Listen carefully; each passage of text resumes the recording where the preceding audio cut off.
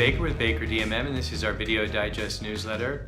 Topic of today's newsletter is going to be global warming and your money. And before I jump into our discussion, I want to read you a quote. Quote states, "The money power preys on the nation in times of peace and conspires against it in times of adversity. It is more despotic than a monarchy, more insolent than an autocracy, more selfish than a bureaucracy. It denounces as public enemies all who questions its methods or throw light upon its crimes." And that quote was by Abraham Lincoln, and thought it was a nice segue into our topic, which really, it's making informed financial decisions on an individual level. And in keeping in mind when we're doing our research and we're learning about what's out there in the world and what's going on in world events and economic events, because we get bombarded by news today now more than ever. I mean, we get bombarded by information and data. I think in the last 5 years, there's been more data created, through digital means than in the history of the entire world preceding those 5 years. And it can be very overwhelming. And really the only purpose of this video is just to remind us that we need to keep our eyes open, our ears open, our minds open, and really be careful to who are we listening to, which politicians, which news media outlets, which people in power, which, the peoples of extreme wealth, who are we paying attention to, where are we getting our information, and what are we doing to check that? Because ultimately, we are our own economic engines. We are our own corporations, and you have to be very vigilant. And there's no excuse today to not be your own best friend, and be your own filter, and think through all the information you're obtaining, whether it's magazines, newspapers, online, wherever it is. You got to think through and say, okay, who is telling me what, and do I want to listen to them, and why should I listen to them? How are they substantiating, what they're telling me? And regarding this topic with global warming, I'm not going to take a strong stance one way or the other, but I do have just some information, facts and data that I got online, regarding just the history of our Earth and humans in general.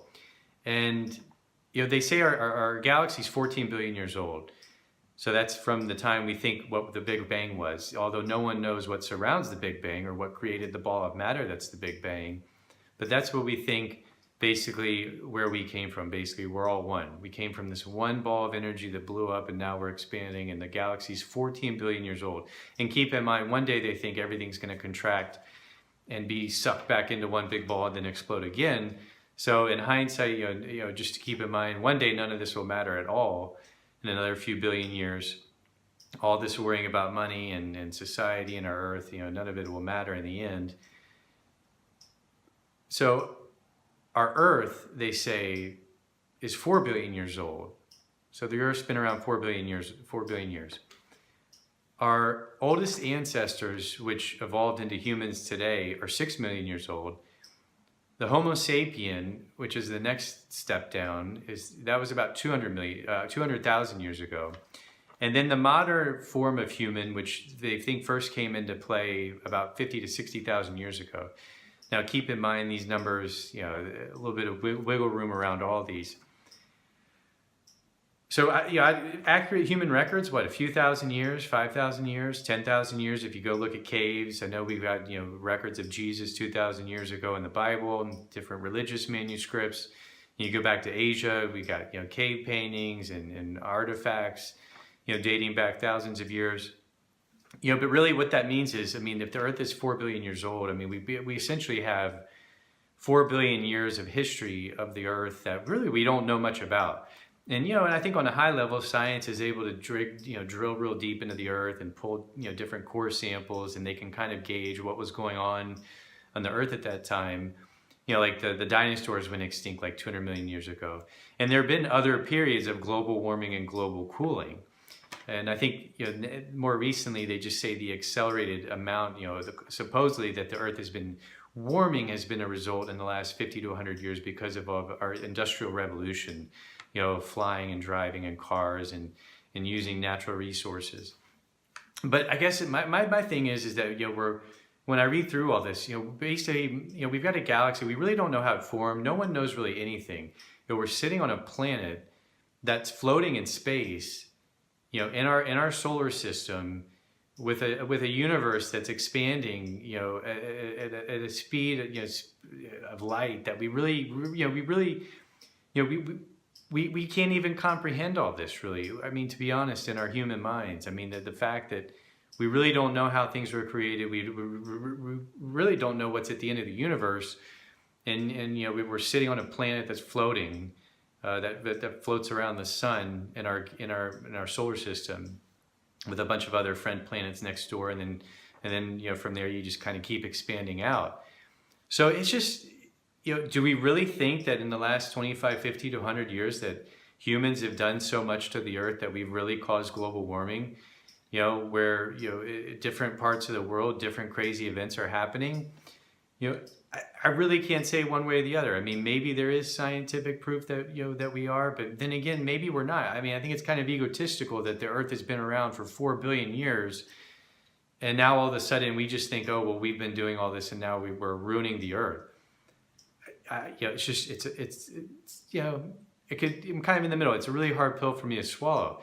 Now that doesn't mean I recycle. I try to be mindful of the amount of energy I use. The amount of gas that I use, the food that I eat. I don't like wasting food. I eat all my leftovers. Anything I buy from the grocery, I eat. And to be honest, for me, I want to protect the earth, and I want to protect, I want to leave a good legacy. I want to, try to leave the world in a better place than when I got here. And that's from all levels, from an emotional, spiritual, mental, intellectual, from all the different ways that I contribute to society. That's my goal. And from a financial standpoint, I don't like wasting money. There's not enough of it to waste. I don't like wasting food. I don't like wasting gas. Don't like wasting energy. And I probably get that from my dad. Whenever I go visit my dad, if I'm in a room and I leave the room and I leave the light on, he comes right up behind me and turns it off if I'm not in the room. And it boils down on an individual level to your money, because you don't want to waste it.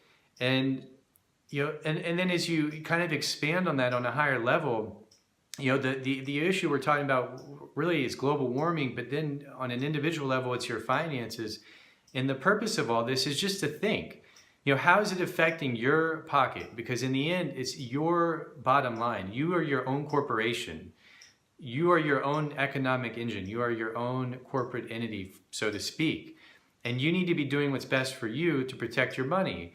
And just be careful, whether you're a Republican or a Democrat, whatever side you're on. Maybe you're an independent, whether you're religious or not. Maybe you're an atheist. Whatever side of the coin you're on, wherever you fit in, just be aware of this, because there are special interests. There are Democrats. There are Republicans. There are people that are billionaires. There's only 1,500 billionaires in the world. These people in power, politicians, very well-thought people, they control, whether it's you like it or not, they control and dictate a lot of things that happen to all of us and to our societies. And you have to be aware of that. You have to think about it. You have to check where you're getting your data. You have to think about how, what are these people telling you? And are they living, they're saying one thing, but are they backing up their words? Are they walking the walk? Are they just, telling you one thing and then living a totally different life behind closed doors?